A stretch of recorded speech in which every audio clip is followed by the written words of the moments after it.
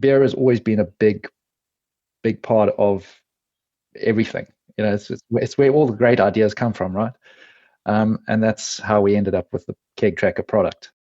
Just service your tap room really well with really good product, and people will come. If you brew it, they will come, as long as it's good. But you just optimize that logistics, and I think that's what KEGTracker does for the smaller guy.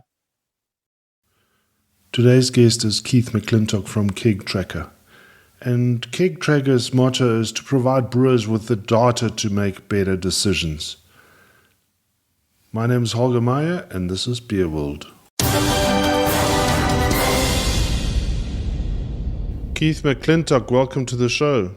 Hi, Holger. How are you? I've literally just moved away from Johannesburg now, moved to the Eastern Cape. Yeah, just got some Joburg fatigue. So we made the trek about 2 months ago. Okay, now you got Zoom fatigue. No, airline fatigue. I must admit, I have spent a fair amount of time in the air since I moved down here.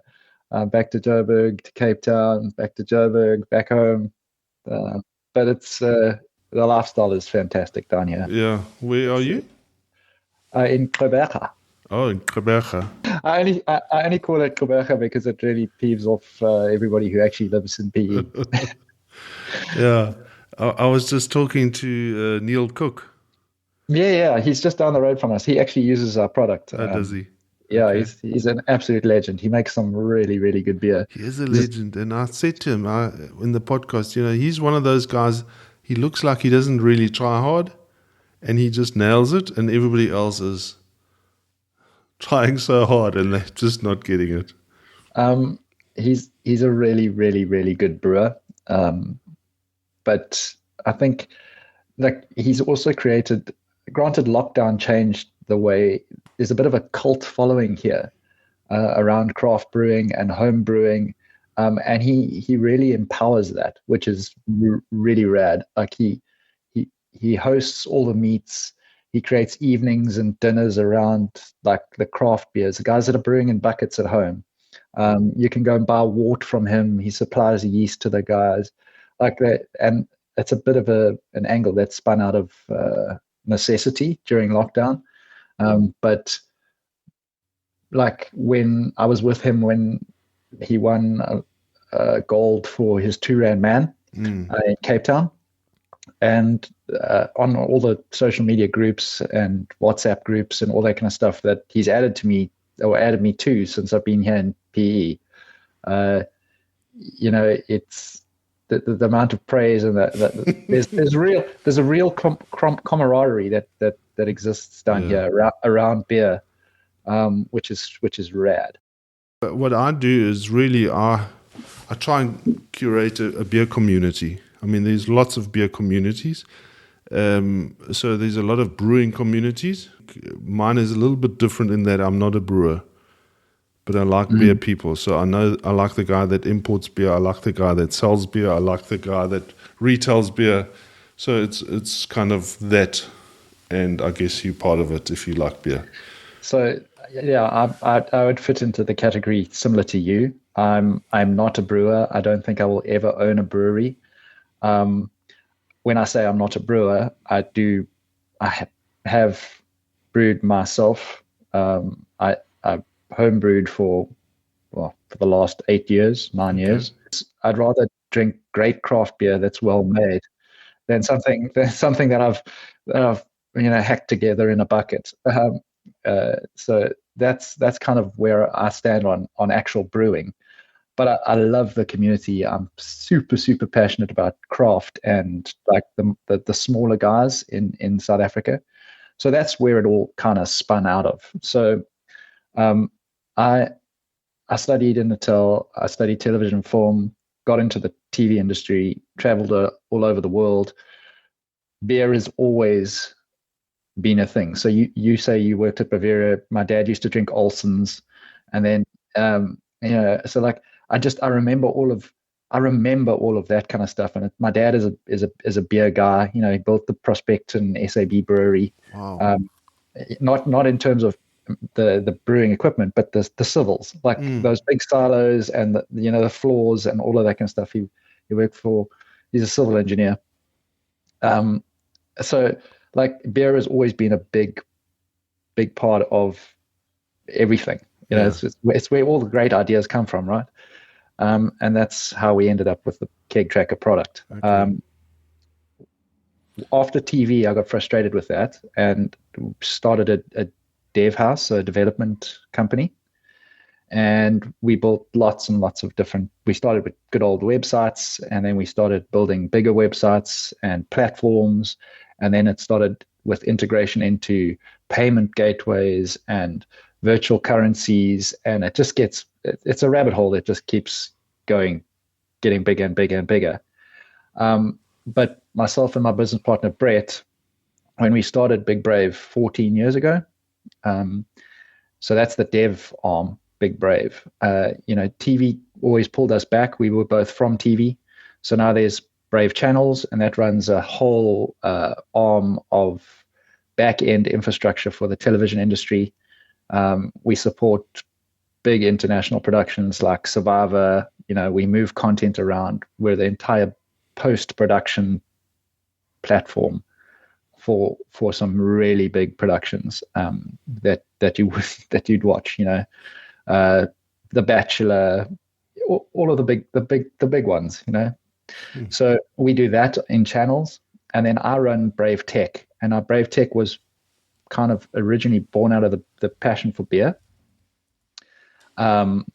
So when we started, we were sitting in our office in Bryanston. We'd hired this office. It had no carpets, no ceilings.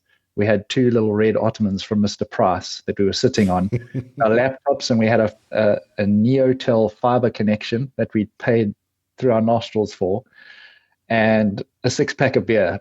And at the end of every week, we would have enough money. If we'd made enough money during the week, we would go and buy some beer. And then we hired some people. And then, it got to, we needed to buy a case of beer at the end of every week. And Beer O'Clock became a big thing. So we actually own beeroclock.co.za. You must go and have a look at it. It's really cool. It's a countdown timer. It's a free platform. You can go and set in the time, and it literally is a countdown to the most important time of the day. So and then we, after having a case was, that started getting not enough. I said to Brett, I'd really like to have a tap in the office. So he's like, that is a great idea. But Brett doesn't need very much convincing on any ideas around beer. He's always gung-ho for anything. So we bought a kegerator, and I'll never forget it because I know the industry has mixed feelings about the tap room and Liam and Dylan, but Liam came in some overalls and some safety boots, and he installed the kegerator in our office in Bryanston, and he was looking at the stuff that we were building while he was doing this beer thing, and he was like, what do you guys actually do? And we told him, and he's like, well, I'd really like you to build me a flow meter thing. And so we mucked around with flow meters for a little bit, because the most frustrating about a tap and a keg, especially if you don't have a stockpile of kegs, is that you always run out of it when you are using it. And it's not easy to get another one very quickly. So we built a platform that could measure how much beer was in the keg and how much beer was getting taken out of the keg.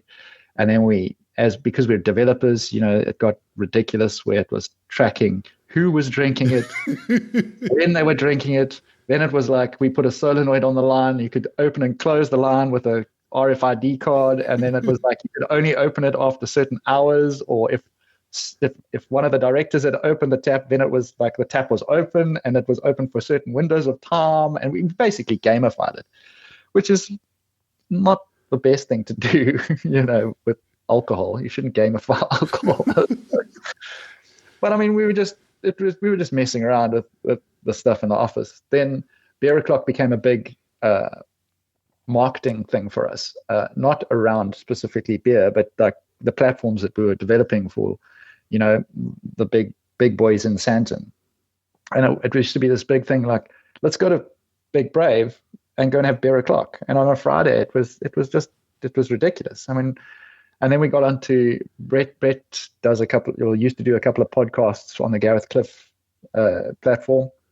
And we had an audio booth at the office where like would do podcast shows and things like that. And there was always beer on tap at Big Brave. And then we tried to commercialize the flow meter thing and realized very quickly that the market is split into two very big segments, or a very small segment and a very big segment. There's the megas, and then there's the craft. And the megas, the model that they've used, the model that SAB and AB InBev and Heineken and all of them use is quite,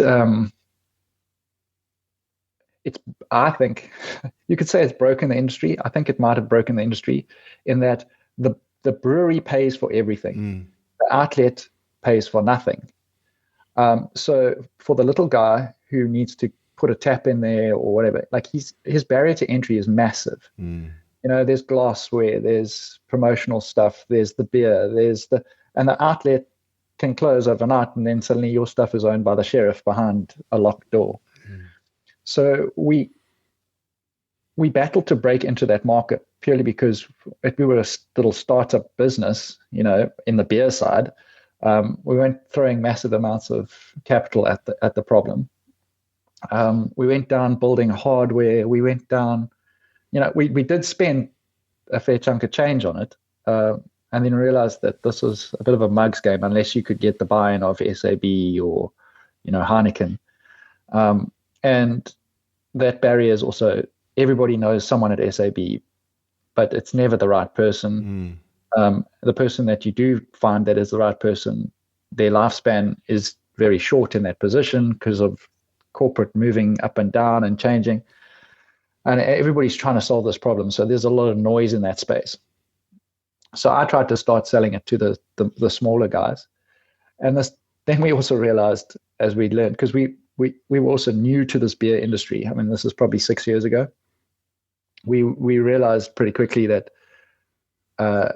waste is not something the brewer cares about. They care about quality on the line, cleaning of the line, those kind of things.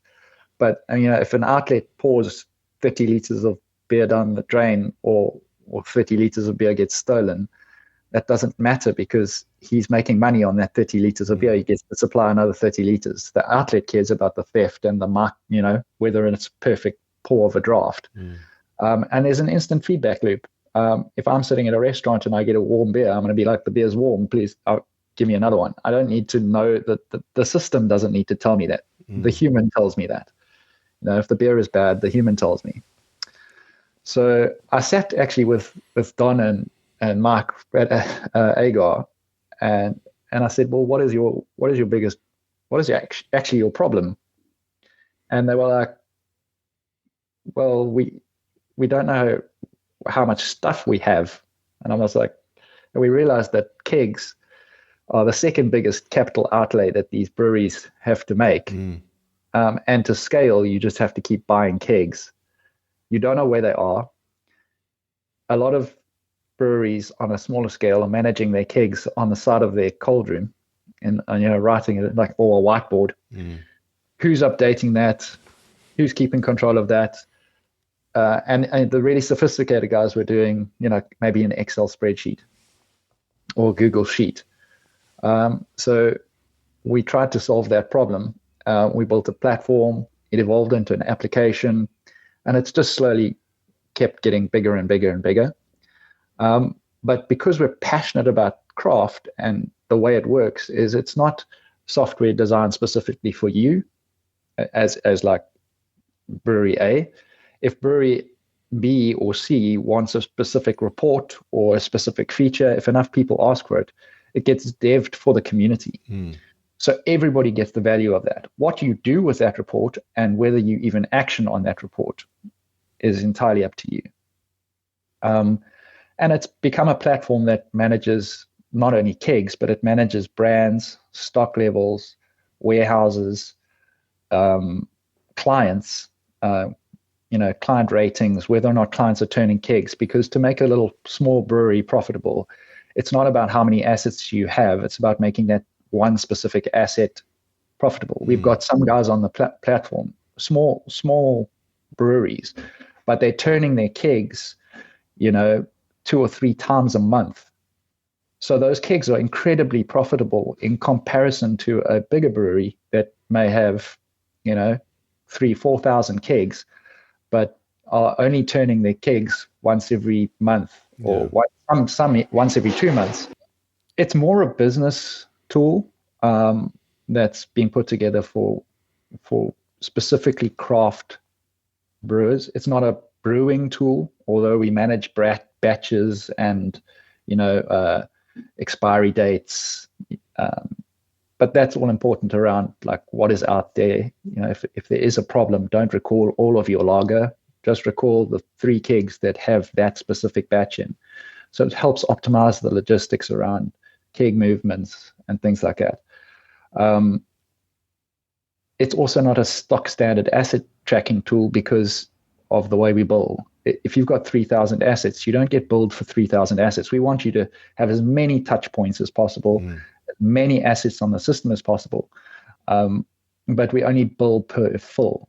So, it changes the game. So a small brewer who's maybe brewing once every 2 months and curating a specific brand or something like that, it still gives him the ability to track, manage stock levels, manage clients, keep on top of his business, and try hopefully make him profitable and help him grow. It's not a grudge. Well, we try and not make it a grudge purchase, because like our tool is only valuable when you suddenly lose a keg or it suddenly comes back. Yeah. So that's kind of how it's evolved and where it's come from. That's fantastic. Yeah, but we're just super passionate about the beer industry, and specifically craft and making it bigger and better. And it's grown kind of with word of mouth. And how many clients have you got? We're up to just over 20 breweries now. Okay. But we do have, there's 3 international guys that have found the product just via the web. It's software as a service. So the only thing you need is an app or something. It's an app and a web platform. Wonderful. So you literally load, and there's no limit to number of users, and there's different tiers of users. So you can have a warehouse user and a client user kind of thing. So they can't load clients, they can't get that kind of stuff wrong, but they can still fill, dispatch, receive, transfer between warehouses, all of that kind of thing. There's reports for days, and I think we're now tracking more than, I think our last count was about 11,000 assets across the platform. So I mean, it's not massive at any scale, but it is massive in terms of the craft market, specifically in South Africa. And I like the speed at which it's growing. We've now integrated with a lot of other streams. So in other words, the guys that do the beer wraps and things like that. So now we do, beer wraps like so. So it all works on a QR code. Guys wrap their kegs. We do the branding. We do all the design for them. They've just got to pay the printer to print the wraps and stick it on the kegs. So what is the interface? A QR code, or is it a? So it works on a QR code. Yeah. But certain kegs like the Dimetec and things like that, they've got a microdot laser etched barcode on there. We can use that, but it is a specific unique number to that specific keg. It just counts up. There's no duplicates within the system. So you wouldn't have a brewery in Cape Town having the same number as a brewery in Joburg. So if that keg does go down to Cape Town and they find it, we've had that before. A guy can scan it and it'll say, look, this keg is owned by RH, Richmond Hill Brewing Company. And they can get a hold of Neill, or often we'll get a call and say, hey, we found a keg. We had Mad Giant Evan, for example, some of his kegs ended up on Facebook Marketplace. He went paid the guy the deposit for the kegs, scanned the KEGTracker code on the thing, and found exactly which outlet they'd been dispatched to and where they'd been taken from. Wow. So, it's we've seen it help guys in different ways. We've got some guys that are not at their brewery every day of the week. They brew, say, on a Tuesday, and then they're there on a Friday, and the rest of the time it's run by warehouse staff, or brewery staff. But they've trained those guys up on KEGTracker, and they basically have a virtual brewery. They can see kegs moving in and out. They can see things going to the bottling line or the canning line. They can track the volumes that are going through those specific lines, and work out exactly what their wastage is and things like that. So we've seen the system get used for different things. Brewers are pretty resourceful people, so we've given them this tool, and there's not really a limit or specific way that you need to use it. So it's really rad to see how some guys are using the tool. Yeah, that's fantastic. Wow. And so can you talk a little bit about like a specific example then? So if I get an order for a keg, how does Eben know which customers got those kegs, had those kegs? So the platform manages your customers. So you'd load all your customers onto the platform, okay, or your distributors, and then that keg gets filled. So the platform knows that it has a Mad Giant lager in it, okay, and then when a customer orders a keg, that keg gets scanned out to that specific customer. Okay. So it gets dispatched to that customer. Everything is time stamped down to the second. So and then user tracked. So Mbali at Mad Giant, who's their stock controller, she dispatches it to customer X. That keg is basically stamped in the system as being dispatched to that customer on this date. There's a delivery note that gets generated. You can print that delivery note out. You can get them to sign it old school way. We've also got integrations with platforms like ServiceMate, which is a job card tool. Some of our customers use that, where the keg number and brand and volume gets added into the job card. So when your driver gets there, he knows that this specific keg with this specific number on needs to go to that specific client. It's signed for on the app. You get delivery notifications. So that's now integrated with Xero, which is an accounting platform. So the integrations have slowly happened. But if in the way we used to do it, we used to say, okay, I need 50 kegs of Bavaria lager on the truck. We put 50 kegs on, and they just go and deliver. So now you've got to allocate each one of the kegs, or could you scan it when you offload it? You can scan it when you offload it. Like as the guy gets there, he can drop the keg, scan it. He can geo-pin the keg, it puts a coordinate onto that keg, so we know that it's at that specific client. It was delivered by driver A at this time on this date. The batch number was this. The expiry date is this. It automatically starts counting then on giving that client a rating on how quickly they will return that keg. So like that all builds into like a rolling window, and yeah. this can go anywhere. We could even get then the consumer to rate the beers in terms of quality, and then you know which keg it is. You know exactly what keg it is. We have issue kegs that come back. So if a keg comes back with an issue, it can go into an issue pile that can't be filled until that issue is dealt with.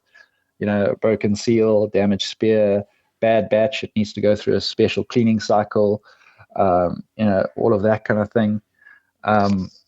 It's got keg birthdays, so we know exactly which kegs have been filled how many times, with what volume each keg has done. So when that keg gets to 100 fills, it can now automatically go into a service pile, and all of that is available on the platform. No wonder the brewers love you so much. I don't know. I think I'm a bit of a pain sometimes.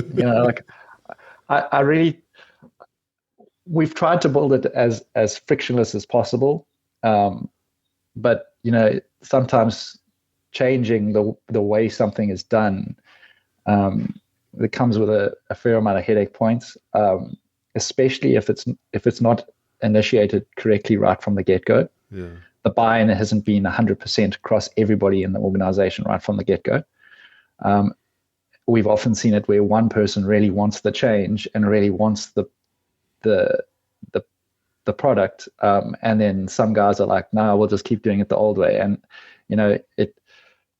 it really, we can only report on the information that we are gathering, and if there's only one touch point and the information is not correct, it does break that whole data loop, which is kind of what is important to us. Yeah. I just want to quickly show you something. So, like, we've had some breweries that have been on the platform and have been using it, and then eventually just go, okay, wait, we actually, now that we've got everybody up to speed and everybody's worked out how it works, we really do need to start again. And then we wipe them clean. Their numbers are all still the same, and then they onboard again, and they fill again, and they put them in the right warehouses, and then it becomes part of the KPI or the mandate of the staff. Like, if you didn't scan the stuff, that's a warning. Yeah. or they've mandated a specific human in the organization to do it. So that helps a lot. So where you've got a specific person that is in charge of KEGTracker, and it works really well when you do it that way. We've also now partnered with a company called Catch, it's an Australian company. So that is real-time asset tracking and device management. So they've got about 100,000 assets currently on their platform, specifically kegs. They're a breakaway from KEGStar. I don't know if you know KEGStar. So KEGStar is a keg as a service. So you as a brewery do not own the keg, and all the logistics, or all the reverse logistics, and keg cleaning and things like that. It's basically you lease your kegs. You don't have to worry about it. But they've got a tracking system. So they're a breakaway from KEGStar that was bought by CHEP. CHEP are the pallet guys. Yeah. I was going to ask you about that. Yeah. So once we built this platform, everybody's like, oh, but what about tracking this? And what about tracking this? And I think our next target is probably going to be the gas guys, specifically around the gas that is used in our industry. So CO2, Shermix 60, Shermix 90, all of those kind of things.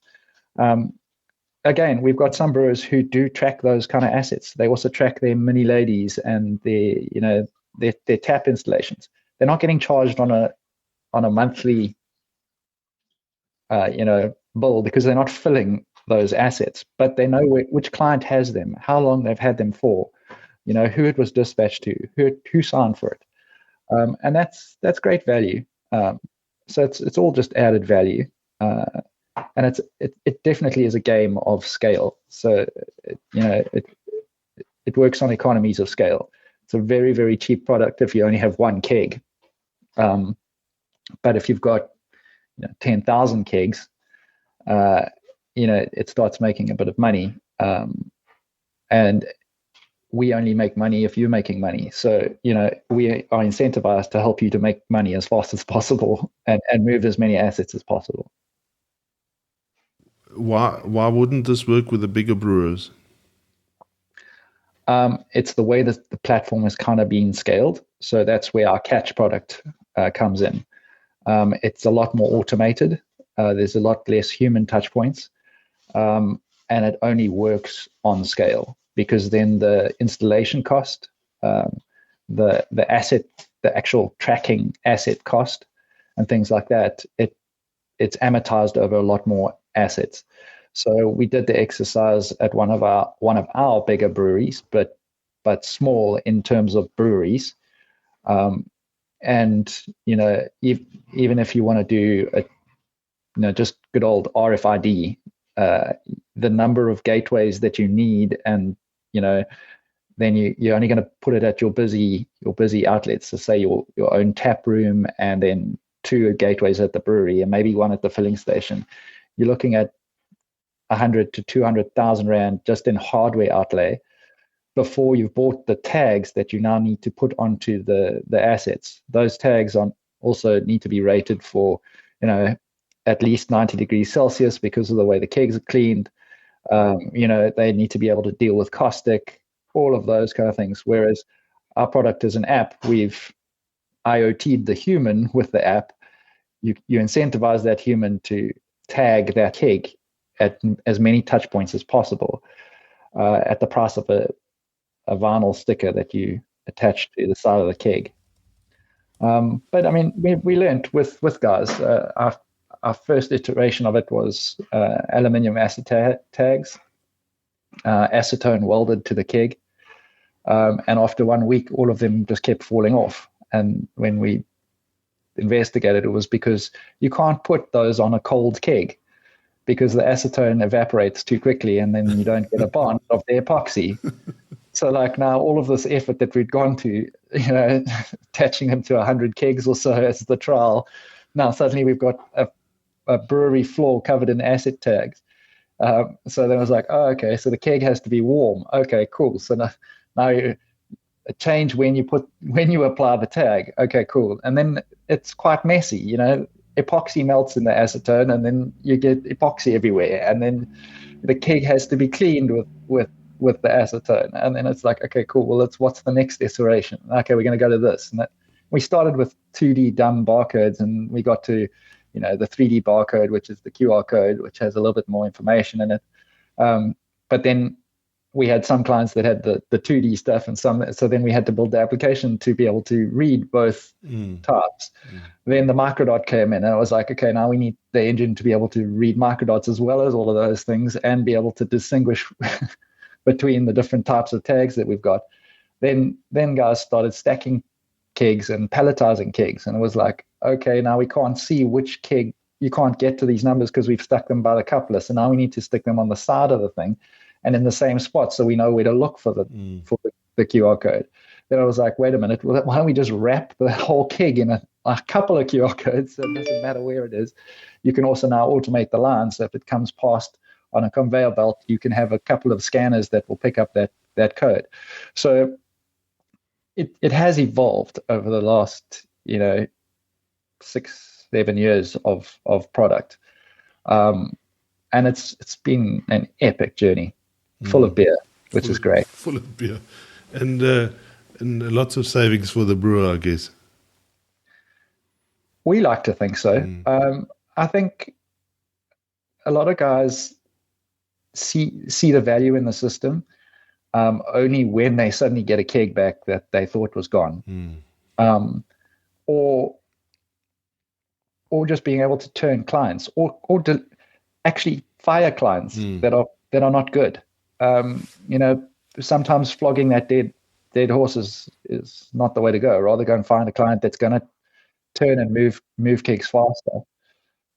Make a smaller fleet more profitable. I think that is the key. If you optimize the logistics around it, beer is a logistics game. Everybody thinks it's a brewing game. It's not. You've got to have good beer, but if you can really optimize the logistics around it, you can make it profitable. And we've seen that with a lot of the breweries that we talk to and speak to. I always laugh. There's a great book, how to build a brewery, the Lagunitas story.